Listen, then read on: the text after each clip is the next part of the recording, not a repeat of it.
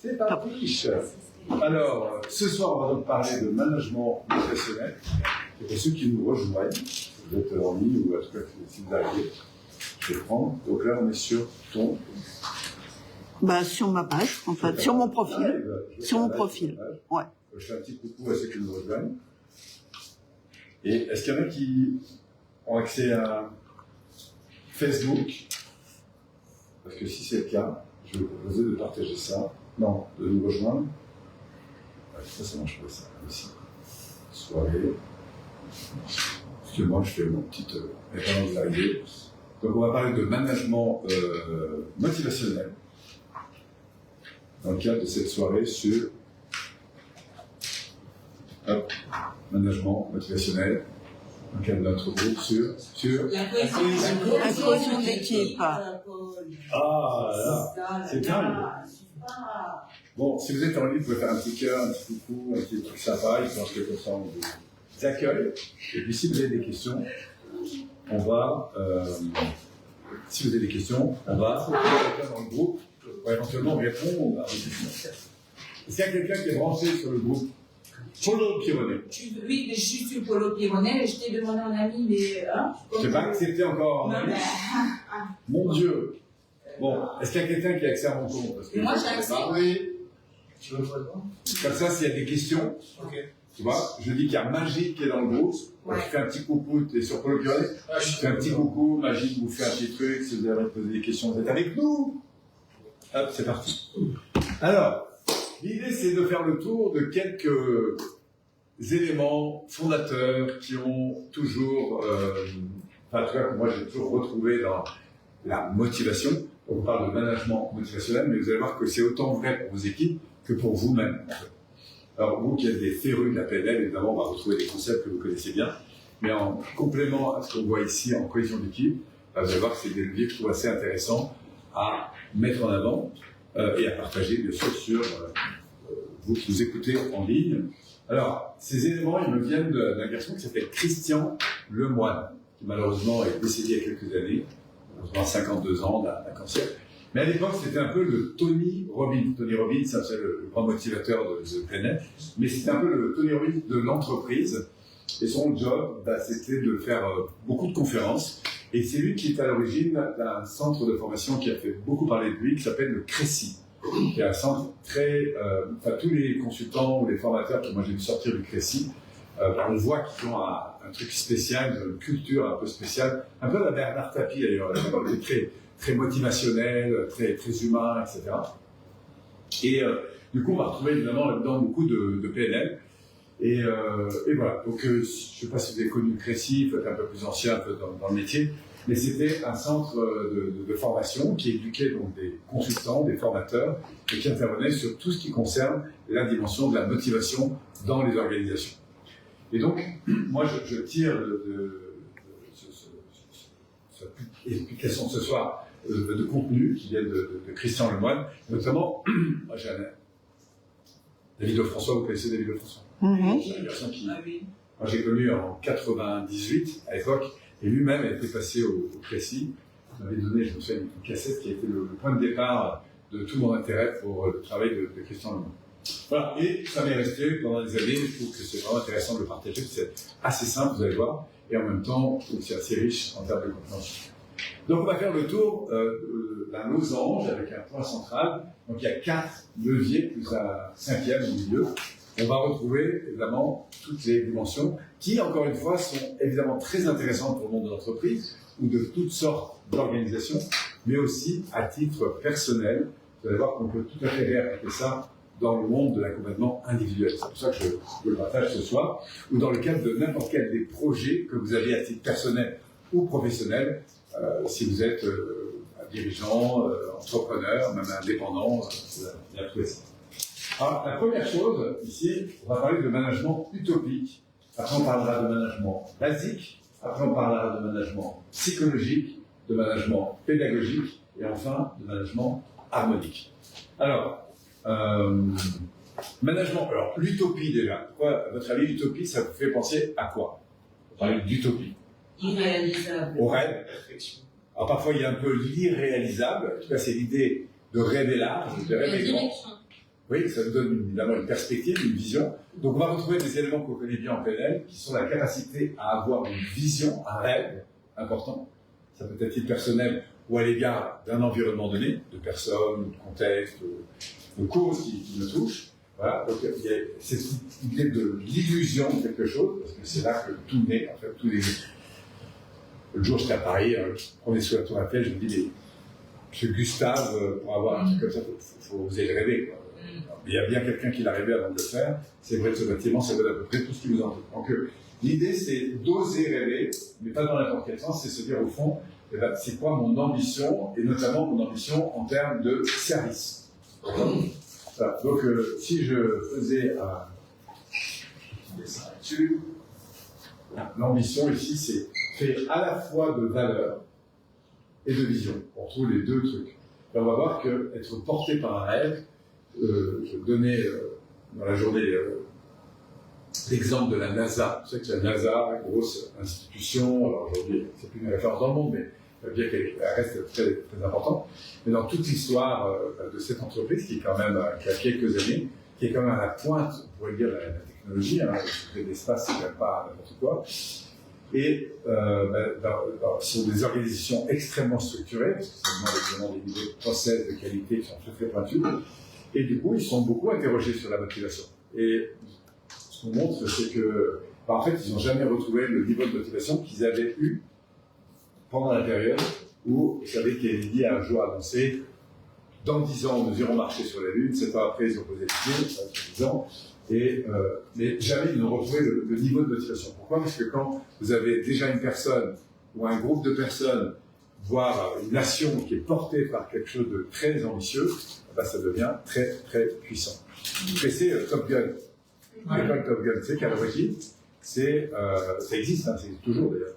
Et elle a été créée, vous savez quand? Après, à la fin de la guerre, notamment avec le Japon, où c'est que le Japon, c'était de milliers d'îles. Donc, ceux qui ont la supériorité, c'est pas les marins, c'est ceux qui tiennent le ciel. Or, les pilotes américains, si vous voulez, ils en mourraient plus donc, il faut un temps, il faut 2 à 3 ans et peut-être même plus pour faire des bons pilotes. Donc, à un moment donné où ils sentaient qu'ils perdaient, en fait, la guerre, parce qu'ils perdaient le ciel, en fait. Pourquoi? Parce que les pilotes. Du coup, ils se sont dit, il faut absolument qu'on trouve un truc pour remobiliser très fortement l'apprentissage des pilotes et accélérer absolument l'intégration des savoir-faire des pilotes. C'est ce qu'ils ont fait. Ils ont créé Top Gun. Pourquoi Top Gun? Parce qu'ils se sont dit, tu sais quoi, on va réunir les meilleurs pilotes et on va les utiliser pour former les jeunes pilotes en mode accéléré. Et une des dimensions qu'ils ont faites, c'est qu'ils ont d'abord rassemblé les meilleurs, ensuite ils les ont fait vraiment rêver sur la nation, sur les valeurs, sur l'engagement pour la nation, ce qui a un levier très puissant de motivation. On en parlait ce matin. Alors, on a des besoins physiques, des besoins affectifs, des besoins intellectuels. On a des besoins d'ordre spirituel qui sont liés au sens et à l'ambition. Et le dernier truc, c'était des besoins oniriques. Qui sont liés au rêve, à la perception de l'ambition. Donc, c'est très très fort. On peut avoir une ambition personnelle, c'est déjà puissant, mais on peut avoir une ambition collective, voire unie vers un environnement plus grand, universel. Donc, le management utopique, c'est la faculté à faire rêver vos équipes sur dans 3 ans, dans 5 ans, dans 10 ans, on en sera où. Ok? C'est que nous, on le voit dans les bases, par exemple, vous savez les bases de PNL, par quoi on termine? Par la vision. Sur la vision. Et c'est vachement fort. Pour certains, c'est le début d'un grand truc. Pourquoi? Parce qu'on les porte à 5 ans, on leur fait vivre à fond le truc, des techniques évidemment de visualisation. Ensuite, on les ramène à 3 ans, puis à 1 an. Et le fait d'avoir créé comme ça des trucs où on a ouvert un maximum les possibilités, du coup, derrière, on va aller chercher des valeurs en fait, qu'ils retrouvent dans cette vision.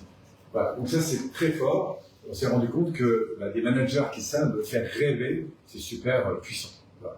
Et c'est vrai partout, hein, dans l'éducation. Donc on peut se dire, au fond, tiens, déjà à titre personnel, moi, c'est quoi mes rêves de demain? Enfin, si, par exemple, qui a un projet fort là, dans les 2 à 3 ans, je pense que vous en avez tous. Donc vous dire, par rapport à vos projets, tiens, si je me porte à 1 an, à 3 ans ou à 5 ans, c'est quoi le rêve? C'est quoi qui me fait vraiment rêver? Et dans ce rêve, on va trouver plusieurs choses. On va trouver des valeurs, bien sûr, sur à quoi vous allez attribuer de la valeur, parce que vous vous retrouvez là-dedans et ça vous fait kiffer. D'accord? C'est ça un rêve. Un rêve, c'est ce qui est un truc qui vous double le cœur. Voilà, vous sentez que c'est puissant. Et puis au-delà du rêve, Au-delà de ces valeurs, il y a le don que vous allez faire à l'égard de l'environnement. Donc nous, on l'a vu avec Cohésion. Par exemple, on va identifier autour d'une organisation pour qui nous existons. Hein. Vous avez vu au jour des clients, des fournisseurs, machin. Et puis après, on dit, si on était à leur place, le kiff, le top du top, ce serait de répondre à quoi pour eux. Et c'est comme ça qu'on va s'aiguiser sur des ambitions. Alors, là, on est un peu dans les débuts, mais plus on va avancer là-dessus, plus l'ambition va s'élever. Plus la croissance de l'équipe va avancer, plus l'ambition va être élevée. Vous comprenez? Moi, quand j'ai commencé à faire de la PNL, on avait des petits groupes à Grenoble, etc. J'étais très content d'avoir un premier groupe, et ça. Puis après, peu à peu, on s'est étendu sur tout le territoire français. Enfin, je parle juste des 10 premières années. Après, on a changé, je suis reparti avec une petite équipe, et puis on a de nouveau grossi, etc. Et depuis PPI, c'est la même chose. Quand, par exemple, est arrivé en 2019, 2020, des nouvelles questions sur quelle nouvelle ambition, c'est dans des groupes de mastermind, comme a dit Polo, c'est quoi ton rêve, en fait, demain, c'est de toucher beaucoup plus de monde. Voilà, il n'était plus là, comment tu vas faire? C'est ça que d'un coup, le déclic de l'idée d'augmenter l'impact par le biais de faire des vidéos et des trucs comme ça. Moi, pendant longtemps, j'étais pas à l'aise et même j'étais contre l'idée de faire la PNL à travers les vidéos. Pourquoi? Parce que j'étais bloqué dans mes expériences, on disait la PNL, ça se fait en tête-à-tête, machin, etc. Et donc, il a fallu qu'on pousse dans la représentation de la vision et de l'impact que je pourrais avoir demain. Pour un coup, j'accepte l'idée qu'on pourrait faire demain un travail qui est différent. Et demain, on aura des agents IA, y compris formés en PNL, des agents IA. Bon. Après, ça ne sera jamais la dimension humaine, mais ce que je veux dire, c'est que l'idée, c'est de pousser ici au maximum et de se dire, c'est quoi demain, comment on va fonctionner. Voilà. Et c'est très important parce que la société, elle bouge énormément. On peut être les numéro 1 mondial, voilà, mais à un moment donné, il faut vous dire que si vous n'évoluez pas avec la société, vous n'évoluerez pas du tout. Ok? Exemple de Kodak, vous connaissez bien, numéro 1 mondial de la photo, mais qui ne voit pas arriver le numérique, ou en tout cas qui se dit le numérique c'est juste une vague, et ça. Oui? Ça, c'était quoi ton rêve? Alors, moi, non. Les moments dans les stages les plus forts que j'ai fait c'était en 89, 88, 89, 90, j'ai retrouvé des vidéos dans ma cave. C'était des séminaires on faisait à l'époque, on faisait des séminaires de saut élastique. Voilà. Et le gros moment du séminaire, c'était la vision. Et moi, à l'époque, je me voyais, mon grand rêve, c'était de me dire, waouh, au lieu d'aller dans les boîtes, qui était déjà un rêve important, de pouvoir être travailler dans les boîtes, parce que je démarrais.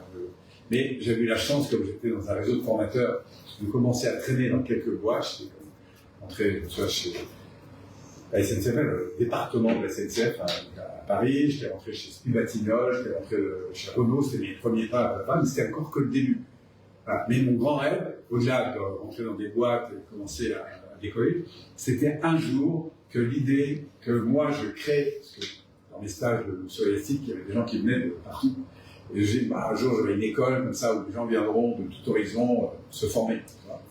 Bon, après j'ai découvert la PNL, c'était une passion pour moi, et franchement au départ j'aurais jamais imaginé que ça puisse se faire comme ça. Donc j'ai fait venir Alain Carole, on avait un ou deux, mais déjà c'était un rêve important de faire ça. Et puis quand en 95 j'ai dit je vais arrêter les boîtes pour privilégier le développement dans une dizaine de vies, c'était encore mon grand rêve ce truc-là, tu vois, et ainsi de suite. Et moi c'est les rêves de cœur qui m'ont fait le plus bouger, c'est accepter l'idée qu'on peut faire quelque chose de plus grand. Voilà. Bon, moi je suis un grand rêveur, donc j'adore faire ça, mais voilà. Donc le management utopique, c'est ensuite de réunir une équipe autour de ça et de la faire rêver ensemble là-dessus. C'est quoi le trip, le top du top, ce serait quoi? Voilà. En tout cas, on s'est rendu compte que c'est un outil extrêmement puissant, le fait d'être axé sur quelque chose qui a du sens pour nous, qui a du sens à l'égard des autres, etc. Vous comprenez? Parce qu'il y a le rêve qui nourrit, mais le rêve qu'on a en collectif, et plus grand encore, le rêve qu'on a à l'égard d'une cause qui nous touche, d'une ambition qu'on a, etc. Et tout évolue. Alors c'est vrai qu'on dit, l'IA, Polo, d'un côté j'ai des gens qui pleurent, d'un côté j'ai des gens qui rient. Les gens qui pleurent, tu vois, tous les gens qui se retrouvent au chômage, parce que, non mais, l'IA, ça va vous générer des dizaines de métiers, des centaines de métiers qui n'existent pas aujourd'hui. Mais c'est sûr qu'il faut prendre la vague. Si tu ne sors pas la vague, le changement, tu disparais. Ouais, donc l'idée c'est de rêver, puisque ce serait quoi le top pour moi dans mon job, si je me mets à la place de mes clients, si je me mets à la place des salariés qui sont avec moi, c'est quoi le kiff? Ok. Voilà. Et c'est pas un truc qu'on fait une fois par an, ça, c'est quelque chose qui va devenir de plus en plus. Ah, c'est tous les jours. Voilà, aiguisé. D'accord. On peut toujours s'exiger. Ça va? Management utopique. Donc avoir des grands rêves, c'est super. Maintenant, plus le rêve est élevé, plus tard que le deuxième doit être solide. Le deuxième, on appelle ça le management basique. C'est-à-dire que si vous êtes le numéro 1 de l'accueil, bah encore faut-il avoir, si vous avez un magasin, un tapis propre à l'entrée, etc. C'est-à-dire qu'il y a des basiques à acquérir. Les basiques, c'est quoi? C'est les éléments de base qui font la performance de votre métier. Votre métier, on verra demain, d'ailleurs, on approfondira. Une boîte, par exemple, une entreprise, c'est fait d'étapes. Par exemple, il y a, je sais pas moi, l'élaboration, c'est la recherche et le développement sur le produit. Ensuite, il y a la commercialisation, ça commence par être du marketing. Après, il peut y avoir du cycling, du closing. Ensuite, il y a de l'engagement. Ensuite, il faut mettre en place l'organisation. Il faut animer des séminaires. Ensuite, il faut faire des bilans. Ensuite, il faut facturer, machin. Ensuite, il faut tirer l'enseignement. Voilà. C'est compliqué, une boîte. Et tout ça, c'est fait comme une chaîne, si vous voulez, où il y a des maillons. Et qu'est-ce qui fait la solidité de la chaîne? La fragilité de la chaîne, c'est le maillon le plus faible. Voilà.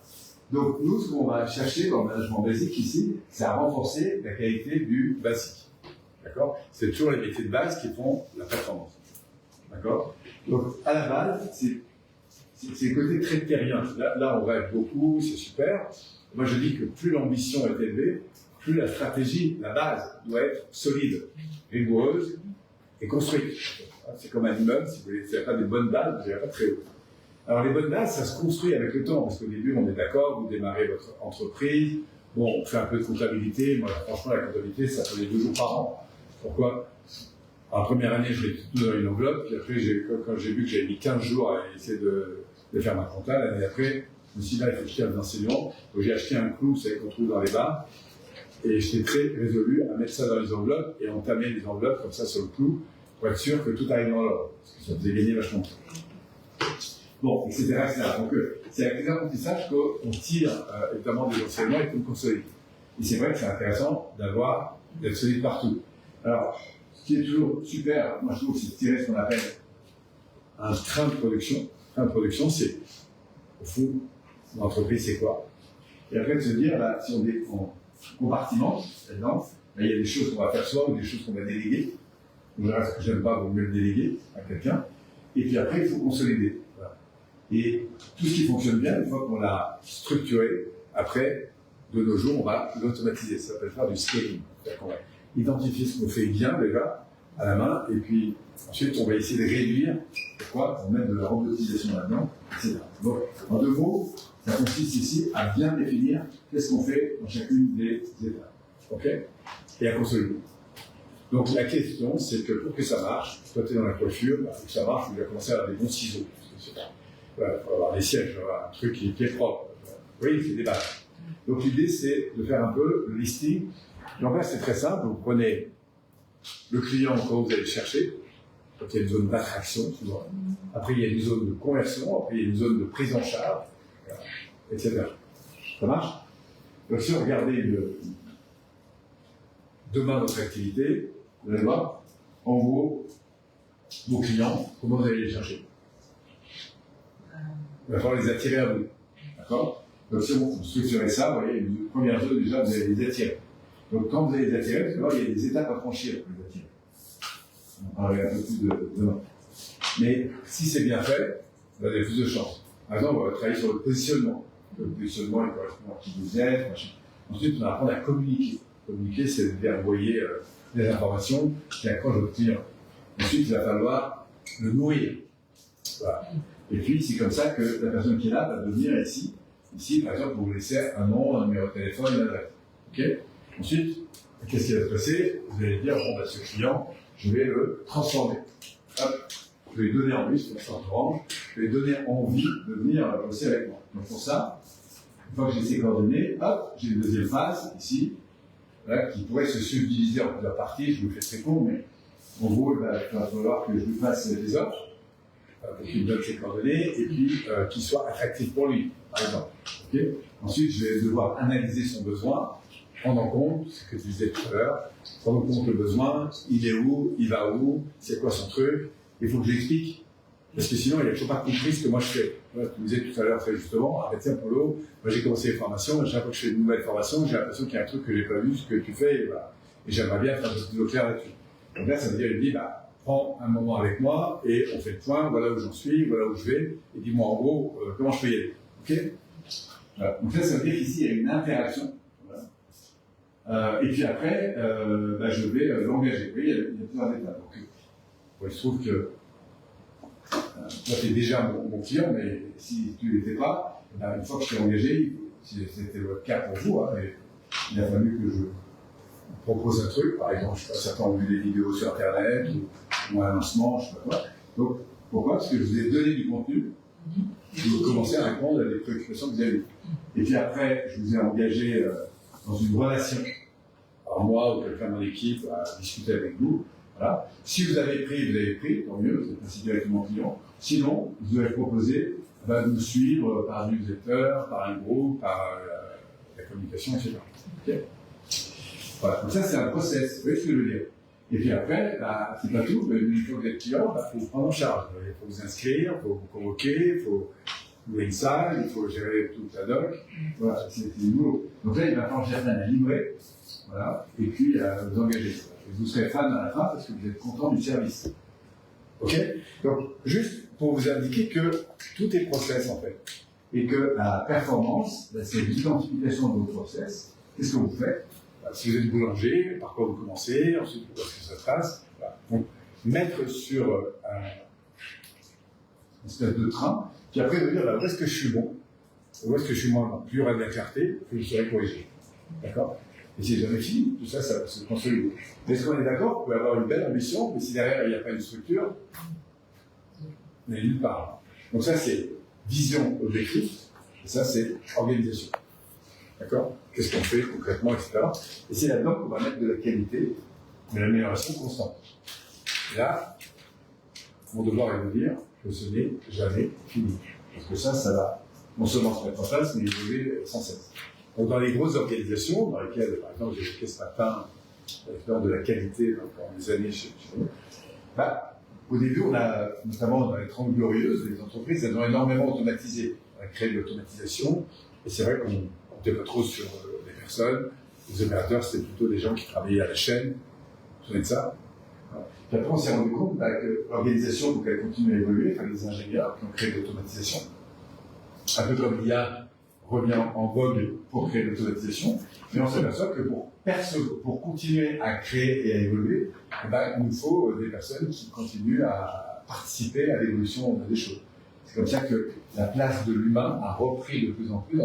C'est surtout sur les 30 glorieuses qu'on a beaucoup automatisé, mais à partir de 90, 2000, on a commencé à se dire, ah ben tiens, il faudrait peut-être qu'on remette de la place de l'humain pour que l'humain vienne participer de plus en plus à la croissance. On a commencé par ce qu'on a appelé la maintenance autonome, puis après, ça a été la phase des suggestions, le Kaizen est arrivé, on a fait en sorte que l'opérateur et tous les gens qui sont autour participent à l'évolution de tous les terrains. Voilà. Et évidemment que les meilleures personnes pour vous aider à progresser, c'est toujours les gens qui sont plus près du terrain. Vous savez, je sais bien le mot manager à l'origine. Manager. Ça veut dire prendre en main. Oui, est-ce que vous savez d'où ça vient? Oui, tu as raison, ça veut dire prendre en main. En fait, à l'origine, les Américains, quand ils ont débarqué en France, ils ont découvert la ménagère. La fonction de la ménagère. Et eux qui aiment bien que ça fonctionne bien, ils se sont dit, ah tiens, c'est intéressant. Et si on mettait dans nos organisations une ménagère, c'est-à-dire la personne qui est là, pas pour produire, mais pour faire en sorte que ça se passe bien. Parce que c'est ça une ménagère. Elle est là pour organiser, faire en sorte que ça se passe bien. D'accord? Et du coup, ils ont du coup développé une notion de la manager, c'est celui qui est derrière, ou homme ou femme d'ailleurs, et qui participe au fait de faire évoluer les choses. D'accord? Et on va voir comment le métier du management a beaucoup évolué par la suite. À l'origine, c'est pour faire en sorte que ça se passe bien. Et donc, c'est revenu en France le nom de manager. C'est comme ça que c'est né. C'est comme le coaching, c'est ce que ça veut dire, oui. Là, du mot cocher. Cocher, c'est celui qui conduit la diligence. Donc il vous prend à un endroit et en fonction de là où vous voulez aller, il vous dit voilà. Voilà, c'est intéressant de comprendre ça. La diligence, tu peux en dire cocher quand même. Le cocher. C'est celui qui conduit une diligence. Ah d'accord. Oui. Et un cocher. Et des chevaux. Et Un cocher. On dit Vous savez ça? Non. D'ailleurs, la carriole, c'est Oui, le coaching. oui. Donc, en fait, le coach, c'est le cocher, en français, hein, qui conduit la diligence. Qu'est-ce que fait la diligence? Elle vient te chercher, comme un taxi à l'époque, elle va te chercher, elle te demande où tu veux aller, elle tient même. Donc le coach, c'est un peu ça.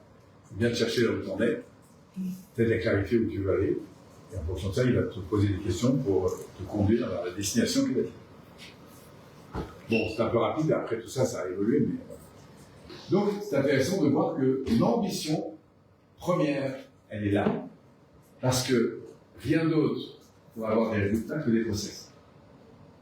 Si vous êtes un super cuisinier, vous avez des super process. Sinon, vous n'êtes pas un super cuisinier. Si vous êtes, je sais pas moi, un bon dentiste, c'est que vous avez des bons process. Si vous êtes un bon formateur, c'est que vous avez des bons process. C'est tout le temps le cas. Ce qui fait l'excellence, la voie de l'excellence, c'est l'attitude. Pourquoi? Parce que tout résultat découle toujours d'un process. Donc le problème n'est jamais le problème. On dira, hein, c'est une loi de Kaizen, le problème n'est jamais dans le résultat. La personne qui vous dit, ah, je manque d'argent. Le problème, le manque d'argent n'est jamais le problème. Le manque de temps n'est jamais le problème. Le manque de qualité n'est jamais le problème. Nous, on dira, là, le problème, il est la conséquence d'une cause. D'accord? Et donc, on reviendra sur la cause. C'est la loi de cause à effet, à laquelle personne n'échappe. Voilà. La loi du karma, comme dirait. Ça s'appelle Deepak Chopra. Et la 7 lois spirituelles, la troisième, c'est la loi du karma. Vous connaissez la première et la deuxième? Non. La première, c'est la pure potentialité. C'est qui t'anime profondément. La deuxième, c'est la loi du don. Tu dis, envoie. Envoie et demande-toi pour qui tu peux servir. Alors, en gros, c'est ça. Et la troisième, c'est la loi du karma. C'est la loi de causer. Oui, c'est intéressant parce qu'on retrouve les mêmes dynamiques. Le karma, c'est la loi de cause à effet, en fait. Et puis tu te dis, quand un problème te vient, la réalité, c'est que, soit tu transformes la manière dont tu vas réagir, soit tu évolues. Voilà. C'est, en fait, le Kaizen, c'est cette croissance ici, le fait de faire mieux demain ce qu'on faisait déjà bien hier. Et ça veut dire que quand j'ai un problème, du coup, je m'interroge sur la cause, je résous la cause, du coup, je résous le problème. C'est pas la cinquième? Pardon? C'est pas la cinquième? Alors après, tu as la loi du moindre effort pour prendre la suite. Donc c'est l'économie d'énergie. Et la cinquième, c'est le fait de revenir sur tes finalités. Parce que plus tu réussis, ça vaut le coup de te dire, au final, derrière, c'est quoi tes véritables intentions, etc. C'est bon? Oui. Donc ça, c'est la loi de la croissance. Alors maintenant, pour accompagner cette croissance, puisqu'on est clair que sur ce qui va faire la puissance du développement de l'organisation, c'est donc sa qualité, le process. Donc maintenant, la question, c'est comment on accompagne la croissance de ça. C'est là qu'on s'est rendu compte qu'on a besoin de différentes sources. La première, que met en avant Christophe Lemoine, mais que nous, on va retrouver, qu'on a retrouvé aussi dans nos concepts d'animation, puisque je dis, face à tout problème, priorité numéro 1, Le lien. la qualité du lien. La qualité du lien, c'est ça. Donc, c'est ce que lui appelle le management psychologique. Alors, psychologique, c'est une façon de dire, prendre en compte la personne sur un plan plus émotionnel. Parce que moi, à l'époque, quand j'ai commencé en 90, je me souviens de débats pour lesquels j'ai été sollicité. On me disait l'entreprise n'est pas un lieu de psychologie. Et je me souviens d'avoir mené le débat en désaccord entre. Alors, la réalité, c'est qu'on s'est vite mis d'accord, parce que la question, c'est qu'est-ce qu'on met derrière la psychologie. Évidemment, c'est pas un lieu de thérapie, l'entreprise. D'accord? Mais la psychologie, c'est pas que fait pour la thérapie, c'est fait aussi pour répondre simplement à la personne. Aujourd'hui, je me souviens que moi j'ai commencé en communication, on me dit ça sert à quoi d'aller faire la communication dans les boîtes? À part embobiner les stagiaires ou je sais pas qui. Non mais c'est vrai, c'est comme ça que c'est perçu. En fait, ça sert à quelque chose qui est essentiel, ça sert à écouter en prenant en compte la personne dans ce qu'elle est, dans ce qu'elle vit. C'est-à-dire que la psychologie, c'est la prise en compte de la personne sur sa dimension neuro-émotionnelle. En gros, il y a deux choses qui vont apparaître dans l'écoute de la personne, la considération de la personne. C'est soit ses frustrations, soit ses désirs. Dans les deux cas, la frustration nous cache une valeur, et écouter la frustration, qu'est-ce qui peut pour toi, qu'est-ce que tu ressens, etc. Ok. En quoi ça nous éclaire en termes d'importance. Donc la psychologie, l'objectif de la psychologie, c'est aller chercher des importances, autrement, des éléments sur lesquels la personne va attacher de la valeur. Ok. Alors, il y a évidemment la valeur de ce qu'elle vit, la valeur. Ok. Et grâce à cette qualité, la personne se sent considérée, importante, reconnue, écoutée, aussi. Voilà. Et ça, il a fallu quelques temps pour commencer à attribuer de la valeur à tout ça. Et c'est pas fini.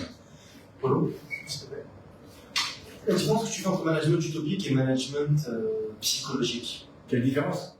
En fait, ouais. Enfin, quelle différence? J'ai envie de te poser la question, c'est un gars. Ouais. Le management utopique, c'est que tu es rattaché à un projet, à un rêve, Oui. une situation idéale à laquelle tu veux arriver. Absolument. Alors que le management psychologique, c'est l'état dans lequel je suis pendant le voyage pour y arriver. Yes. Alors, si on va loin, c'est la psychologie que je veux dire. C'est partie de la psychologie. Donc, le cerveau a besoin d'être stimulé par une vision. Mais d'après ce que je m'appuie sur les propos de Christian Lemoine, nous, on va replacer ça dans la qualité du lien. Et la qualité du lien que j'ai avec toi, elle sert à quoi? Elle sert à te considérer. Soit pour t'écouter quand ça va pas, parce que moi je suis manager, d'accord? Toi tu es dans mes équipes, ici, face à la difficulté, il y a deux choses qui vont se passer. Soit tu es stimulé, parce que tu as des valeurs importantes, soit tu es en frustration. Et c'est donc ma capacité à t'écouter qui va être ici un vecteur très important de motivation. Pourquoi? Parce que je vais prendre en compte soit tes frustrations, soit tes importants. D'accord? Et il y a des fois, on ne va pas être d'accord. Il y a des choses, je sais que tu auras envie de faire et que moi, j'estime qu'il ne faut pas faire. Si moi, je suis responsable, par exemple, toi, tu aimerais arriver à 9h15, voilà, sauf qu'on démarre à 9h, c'est plusieurs fois que tu le fais. Tu vois? Donc, du coup, moi, la manière dont je vais communiquer avec toi va être déterminante pour savoir si oui ou non on va résoudre le problème. Et la question, c'est pas de te reprocher d'être en retard. C'est de dire, tiens, j'observe vraiment que tu es en retard. Y a-t-il une raison à ça importante? Et c'est oui laquelle? Et enfin, est-ce que l'idée d'arriver à l'heure, si l'idée à l'heure, c'est qu'on peut se rejoindre? Peut-être tu vas te dire, bah oui, j'aimerais bien, mais je peux pas parce que je dépose ma fille juste avant. Donc, si c'est pas possible, il va falloir qu'on réorganise les choses. Parce que si moi je t'apprends à 9h et pas à 9h15, il faut qu'on trouve des solutions pour cela à 9h. Tu vois? Donc moi, dans mon rôle de management, la qualité de la relation, elle n'est pas là pour être d'accord ou pas d'accord avec toi, elle est là pour prendre en compte ce que tu vis, que tu ressens. Là, le sous-jacent de tout comportement, c'est ce que tu vis. Tu vois? Même toi, dans ta dynamique interne, tu peux dire, ah ben tiens, j'avais dit que plus jamais je mangerais, boirais du café, parce que j'avais décidé d'arrêter. Tout à coup, hop, tu t'es repris à boire du café. Donc tu relèves que tu as un comportement répétitif que tu devrais arrêter. Voilà. Donc sur le coup, tu le fais parce que ça fait du bien, psychologiquement. Et puis après coup, tu te dis, ah non, c'est pas une bonne chose, c'est une bonne habitude à faire. Donc on va voir que si je veux t'aider à changer, moi, il faut que je me mette en qualité de lien avec ce qui se passe à l'intérieur de toi, qui stimule cette envie. Et auquel cas, je vais dire, bah, tiens, quand tu prends un café, par exemple, au-delà de prendre un café, quelle est la partie de toi qui te motive là-dedans, et enfin, qu'est-ce qu'elle poursuit comme système de valeur. Ça, on va dire que c'est un peu de la psychologie, parce que la science PNL, c'est aider à intégrer un nouveau comportement. Mais sans relation intérieure, je ne ferai pas évoluer. Donc, la qualité, la source de toute gestion de difficultés humaines, c'est la relation. On soit avec ses enfants, son conjoint, ses amis, ses collaborateurs, ses chefs, ses équipes, d'accord? La priorité numéro 1, pour moi, c'est la relation. Quand il y a une difficulté. Ok? Maintenant, s'écouter, tout ça, c'est super, mais c'est loin d'être suffisant. D'un côté, on va avoir du lien, de l'autre côté, on va avoir des règles. La loi. La loi, c'est les règles. Les règles, c'est quoi? Ben, c'est la pédagogie. La pédagogie, ça veut dire quoi? Pédagogiquement, d'accord? Quand on fait de la pédagogie, c'est-à-dire ça a pour but d'élever votre niveau de fonctionnement. L'écoute, ça va élever votre niveau de jeu intérieur. le jeu JE. Vous allez vous sentir mieux. Votre bien-être va monter, vous sentez exister, vous êtes important, etc. Ça, c'est le JE. Et ça va jouer sur votre jeu, votre niveau de jeu en termes fonctionnels. JE. D'accord? Au fond, comment je joue. Si par exemple, j'accompagne un sportif de haut niveau, en termes de management, ok? Il a un grand rêve, c'est de gagner le tournoi. D'accord? Très important de gagner le tournoi, il y a une modération, etc. Il joue. Premier match, il gagne. Il est comment? Il est heureux. content. Pourquoi? Parce qu'il veut gagner, il est content. Il gagne le deuxième match. Il reste concentré. Il prend la confiance, il est content. Il perd le troisième match. Ah. Là, ça commence à tirer, à piquer un peu. Voilà. Parce qu'il perd des points, il prend du recul. Voilà. Quatrième match, il perd encore. À votre avis, qu'est-ce qui peut se passer dans sa tête? Ça fait 2 ou 3 fois qu'il n'a pas remporté les rêves, il espérait. Il n'a donc pas le résultat, il a donc un échec. Et à votre avis, comment il va se parler? Le jeu, ça peut être de valorisation. Le grand risque, c'est la dévalorisation. Pourquoi? Parce que s'il y a dévalorisation interne, le système nerveux, il va réduire le potentiel. Pourquoi? Parce qu'il va se fixer sur les problèmes, il va s'insulter, se critiquer, lui et d'ailleurs l'environnement, etc. Donc moi, si je veux le manager, qu'est-ce que je vais faire? Première chose, t'as raté, ok. Première chose que je fais, vous? La qualité de la relation. Oui, et pour ça, je vais faire quoi? L'écoute. Écouter. Qu'est-ce que je vais écouter? Sa frustration. Je ressens. Donc je vais lui dire, ok, donc, je vais calibrer qu'il n'est pas content, donc qu'est-ce que je veux dire? Première chose, ok, je m'aperçois que, ça se voit, t'es pas vraiment content d'avoir raté, c'est ça qui se passe. Ok, qu'est-ce que tu ressens? Et là, je veux descendre pour aller mettre de la conscience sur le ressenti. Ça, c'est ma capacité à écouter. Écouter, c'est reconnaître ce qui se passe. Et l'aider lui aussi à reconnaître ce qui se passe. Et vous allez voir que la frustration, elle va être forte. Pourquoi elle va être forte? Parce qu'il a envie de gagner. Et plus il a envie de gagner, plus la frustration sera forte. Donc nous, qu'est-ce qu'on va faire? On va écouter cette frustration et dire, tu sais quoi? Si tu es vraiment dans la frustration, parce que c'est ça que tu es en train de vivre, n'est-ce pas? Ouais. Parce que tu viens de rater. La réalité, c'est pas parce que tu viens de rater que tu as la frustration. C'est parce que tu t'éloignes d'une valeur importante qui est ça. Donc derrière, en fait, ça montre à quel point tu as le désir de gagner. C'est le cas? Voilà. Je vais vérifier ça avec vous. Ferme les yeux, inspire, reconnecte-toi à ça. Le désir de gagner. Inspire, reconnecte-toi à ça. Pourquoi je lui fais inspirer et reconnecter? Parce que je monte dans l'émotionnel, ici. Parce que tant que je n'aurai pas remonté en haut de l'immeuble, en quelque sorte, il y aura une vue de cadre, on ne voit pas très large. Donc, c'est ce qu'on fait en PNL. On va le remonter ici en énergie. Voilà. Remonter dans son bien-être. Ok. Imagine que de gagner, ressentir ça. Et quand il est vraiment là-dedans, il sera beaucoup plus connecté à son ambition ici. Tu vois, c'est pour ça que la psychologiste le rejoint ici. Et une fois qu'il sera vraiment remonté, alors là, je vais lui dire, maintenant, tu vas jeter un œil sur la manière dont tu as joué, et tu vas me dire, en gros, quel est le truc qu'il faut que tu corriges tout de suite. Pas ton défaut, mais ton maillon faible. Selon toi, quand tu regardes ton dernier match, c'est quoi le truc qu'il faut que tu... Si dans le meilleur de lui-même, j'aurais une super réponse. Souvenez-vous, dans l'objectif en 5 points, niveau 1 de base PNL, je me vois au top, je vais connecter les valeurs pour moi, connecter les valeurs pour l'environnement, je reviens, et parce que je suis connecté au top, je filtre et je vois tout de suite les détails qu'il faut que je change. Et pourquoi? Parce que je suis au meilleur de moi. Si maintenant je suis au moins bon de moi-même, quand je suis dans la critique, je suis incapable de voir ce qu'il faut que je fasse. Je vois les défauts que j'ai faits, naturels. Donc si vous êtes un bon manager, un coach, première chose, vous l'écoutez. Sur quoi? Sur sa frustration. Ensuite, vous le connectez à quoi? À ses ambitions. Et quand il est émotionnellement dedans, alors oui, tiens, selon toi, qu'est-ce qu'il faut qu'on corrige? Et là, on va les retravailler sur le jeu Dieu. Mais avant, on va travailler sur le jeu Dieu. Maintenant, les deux vont avancer ensemble. Mais avant de le faire rejouer, on va commencer par le remonter. Ensuite, on va dire, OK, on va aller travailler, on va aller faire des éducatifs, on va s'entraîner. Pourquoi? Pour élever ton niveau de jeu. Et c'est ça l'accompagnement pédagogique.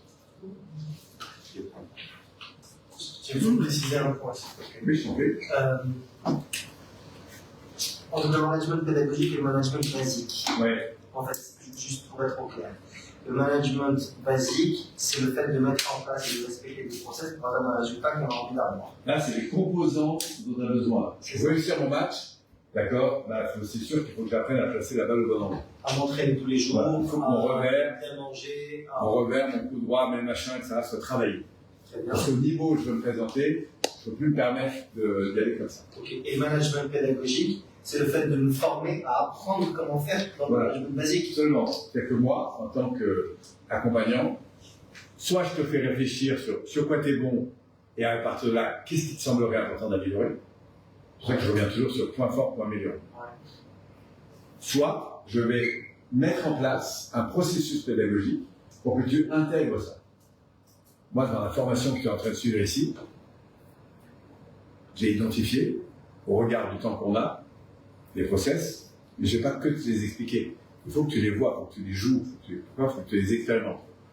Parce que c'est pas ce que tu sais qui va faire une différence, c'est ce que tu as expérimenté. C'est pour ça qu'à chaque fois que tu expérimentes, tu montes une marche, autant que tu prennes un feedback. Tu vois ce que je veux dire?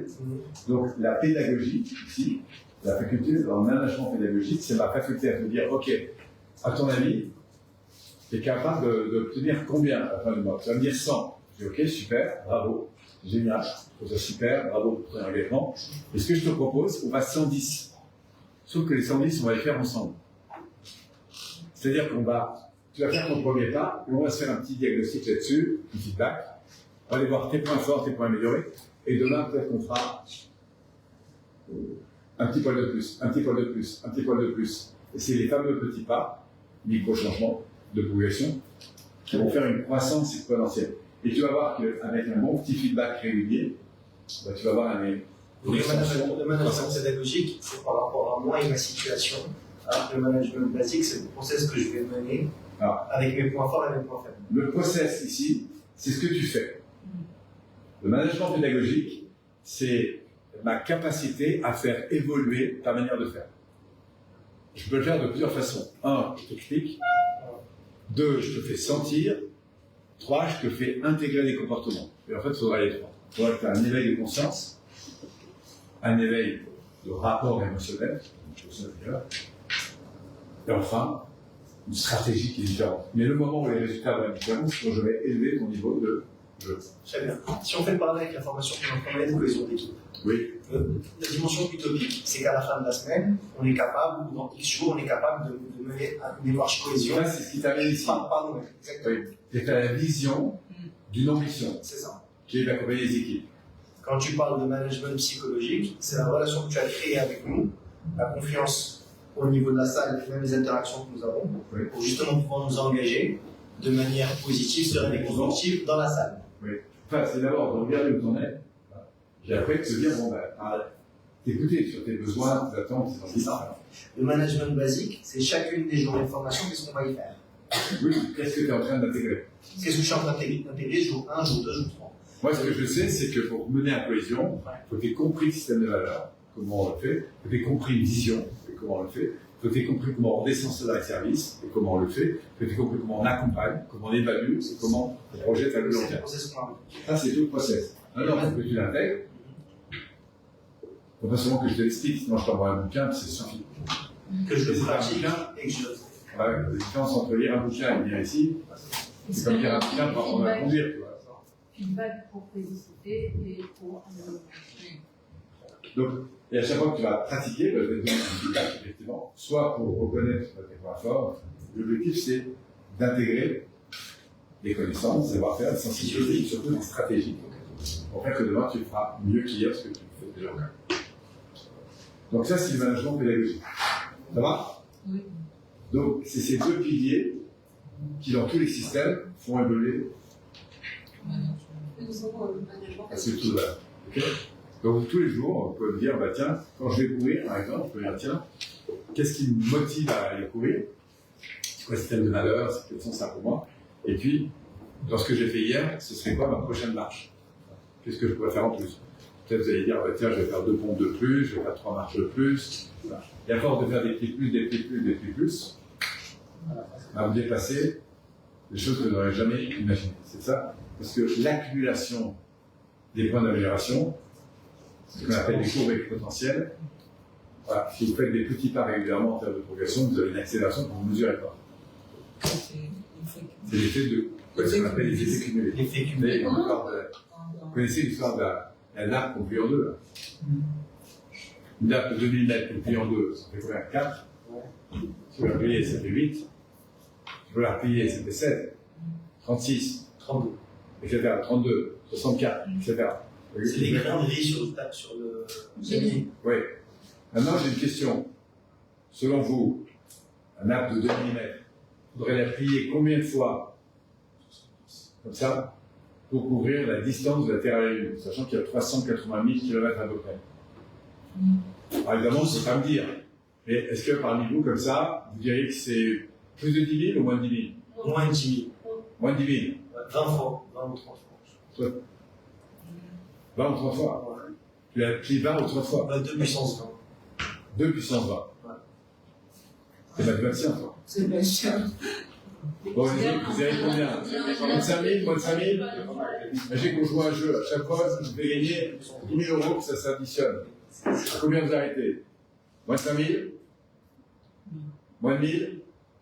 Qui dirait moins de 1000? Qui ose lever la main pour moins de 1000? À chaque fois, vous gagnez 10 000 euros. Bon, c'est moins de 1000, vous avez gagné 10 000 euros de plus. Qui dirait, attention, si vous perdez tout. Okay. Qui dirait moins de 500? Ouais. Qui dirait moins de 100? Et il y a un moins, là. Bon, sachez que c'est moins de 50, c'est 37 fois. Et 36 fois, vous faites la moitié déjà. 37 fois, vous faites la moitié. Tout ça pour dire, c'est juste que votre cerveau, les effets cumulés, la progression constante, ça mène très loin. Voilà. C'est pour ça que je dis toujours que si je plie le succès. 0,2 mm d'épaisseur 37 fois, je vais sur la Lune. Ouais. C'est pas que tu vas sur la Lune, c'est que tu cours la distance vers la Lune. Aller sur la Lune, c'est encore une autre galère. Merci pour la précision. Par contre, ce qui est intéressant, tu vois, je dis souvent, le succès, c'est une succession d'actions orientées dans la même direction. Plus on travaille, les petits pas orientés dans la même direction, ça marche? Donc ça, c'est l'évolution. Il nous reste un dernier pilier, après on se quitte parce qu'il est l'heure. C'est le management harmonique. Alors qu'est-ce que ça évoque ça pour vous?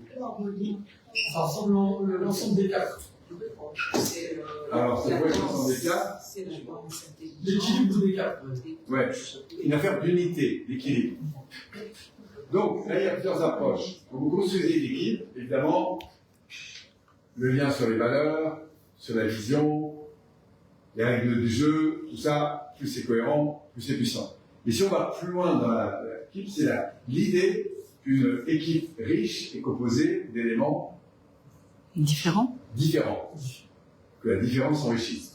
C'est vrai, sous réserve, que vous sachiez communiquer avec cette différence. Si vous ne savez pas communiquer avec cette différence, ça va créer de la division.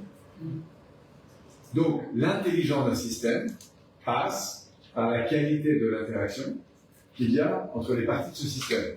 Vous êtes d'accord? Plus dans une équipe, vous allez communiquer et interagir de manière positive et constructive, plus ça va développer de l'intelligence à la construction, plus l'interaction sera négative et orientée sur les problèmes, plus ça va développer de l'intelligence à la destruction, à la séparation, à la division. Donc l'harmonisation, ça veut dire quoi? Ça veut dire qu'on va prendre en compte les compétences différentes si on va grandir avec. Si je prends par exemple un commercial, on pourrait dire, tiens, on a certains commerciaux qui sont très bons, par exemple, pour écouter. Vous êtes d'accord? Parce que pour être commercial, l'écoute, c'est une qualité. Oui. Probablement que oui. Maintenant, si je suis trop dans l'écoute, vous voyez, j'ai un balancier trop orienté sur les autres, malheureusement, je vais avoir du mal à engager, à conclure, à signer. Maintenant, si je suis très bon dans la clôture, l'engagement, etc., j'ai peut-être du mal à écouter. Donc nous, ce qu'on veut montrer dans le management harmonique, c'est qu'on a toujours des points forts.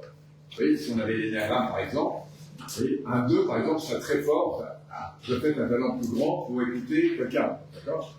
Par contre, s'il ne développe pas son opposé, la dimension, et ben, du coup, il ne s'écoutera pas assez. Voilà.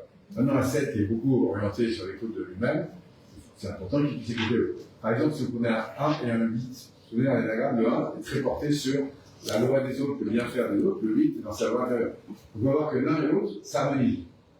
Donc, l'harmonisation, ici, c'est l'idée de repérer quel est mon point fort, d'accord? Mon point fort, ou mon point faible est d'aller chercher l'opposé. Vous suivez? Si vous prenez par exemple les métaprogrammes, vous voyez ça? Si je prends référence interne, ben, c'est bon que j'ouvre un peu sur la référence externe. Si je suis trop optionnel et pas assez procédurier, ben, j'ai un peu interne. Donc là, au management harmonique, c'est de reconnaître dans une équipe qui est différent de moi et comment ensemble on va pouvoir justement se compléter. Donc quand on construit une équipe, ce qu'on appelle le team building, la construction d'une équipe, alors soit on va construire une équipe en fonction d'un projet, on va dire pour ce projet-là j'ai besoin de telle personne, telle personne, telle personne, telle personne, et on fera un recrutement pour avoir ces bonnes personnes. Soit on va prendre une équipe qui est existante et on va la faire évoluer. En fonction de quoi? Bien sûr, de ses talents et des complémentarités qu'on pourra aller chercher. Vous comprenez? Et vous allez voir que les entreprises vont continuer à évoluer, et ben, elles vont devoir apprendre de plus en plus à identifier les compétences complémentaires. Ça fait partie, évidemment, des choses que notre entreprise évolue, les compétences évoluent, la diversité des compétences évolue, et il faudra des gens de plus en plus pointus dans le domaine. Et au bout d'un moment, vous allez vous rendre compte qu'il y a 20% des jeunes qu'il faut faire disparaître et faire du renouveau. Parce que c'est comme les arbres, il y a des zones d'automne, d'hiver, de printemps, etc. Et il y aura des stratégies, évidemment, de recrutement. Pourquoi pas? En gros, les grosses sommes. Voilà. Dans une entreprise, par exemple, on dit il faut garder tout le monde, on va essayer de faire en sorte, mais bon, garder des gens qui ne sont pas à leur place, Le turnover, c'est ça fait plaisir, mais ce n'est pas forcément une bonne chose, ni pour vous, ni pour la personne. Maintenant, il y a plusieurs façons de se séparer de quelqu'un. Pas obligé de le mettre dehors du jour au lendemain, mais on peut l'aider à chercher un poste qui lui convient mieux. Vous comprenez? Donc ça, c'est la connaissance des différentes personnes dans leur diversité, faire en sorte qu'elles fonctionnent mieux pour se comprendre, évidemment dans leur différence, et puis aussi, à l'égard de chacun, d'aller chercher aussi à rééquilibrer. Quand vous êtes très bon dans un domaine, c'est intéressant d'aller voir aussi l'inverse. Voilà. Même si à terme, on va privilégier évidemment votre talent. Voilà. Mais par exemple, si vous êtes un sportif très très bon en tennis, on va dire, bon, tu vas pas t'occuper de ton sac et tout machin, à force de souligner que le point où il est très fort, eh ben, on se rend compte en fait que c'est pas une bonne chose, si on lui redonne la responsabilité de son sac, de sa raquette et de ses machins, ben, on aura à terme un meilleur joueur. Qui a trop s'occuper de lui sur les autres plans, ben, en fait on le rend dépendant, c'est pas une très bonne chose. Vous comprenez? Donc c'est très intéressant de voir à tous les niveaux qu'on a des points forts et des points améliorés en fait en permanence. Et c'est ce qu'on va faire en permanence. Donc la notion d'harmonisation des compétences, c'est la reconnaissance des compétences internes, évidemment sur différents domaines, mais aussi la reconnaissance des compétences externes. Parce que si je veux continuer à évoluer, à m'harmoniser, donc à grandir, bah, c'est grâce à la différence que je vais grandir. Sous réserve que je sache communiquer avec ces différences. Si vous avez deux personnes qui sont très différentes et qu'elles savent communiquer entre elles, ça va faire une équipe riche. Et si elles passent leur temps à se tirer dans les pattes parce qu'elles ne se comprennent pas, vous allez passer plus de temps et d'énergie à faire la réparation qu'à avancer. Voilà, donc ça c'est l'harmonisation des compétences, et évidemment c'est un point très très important.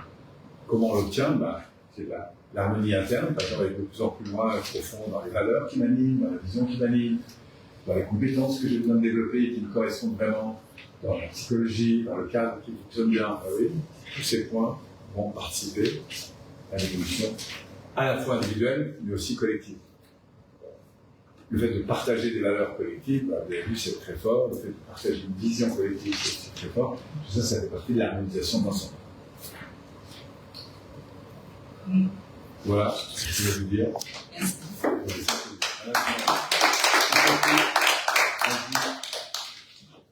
Psychologie, pédagogique et enfin harmonie.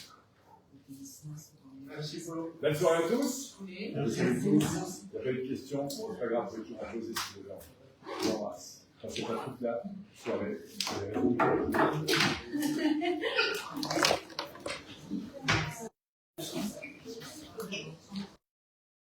D'accord.